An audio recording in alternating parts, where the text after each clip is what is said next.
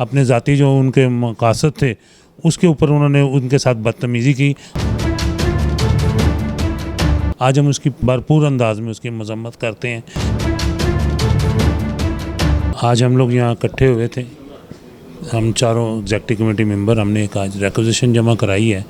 Requisition जिस मसले के लिए मैं जमा कराई है कि परसों यहाँ पर जो वाक़या रोनुमा हुआ है कि हमारे एक फेडरल मिनिस्टर 2 आए हुए थे, तो हमारे एक फॉर्मर प्रेसिडेंट ने अपनी ज़ाती ख़ानदानी रंजिश को चैम्बर में उनके सामने बेनकाब हुए हैं।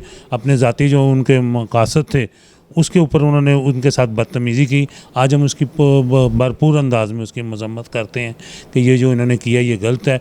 चैम्बर की 100 साल तारीख क्या लाहौर में कभी ये नहीं हुआ कि घर आए मेहमान के साथ ऐसी बदतमीज़ी की जाए। What does it take to dream, to aspire, to be better every day? It takes vision to pave the way for a better future. It takes discipline to create synergy. And it takes courage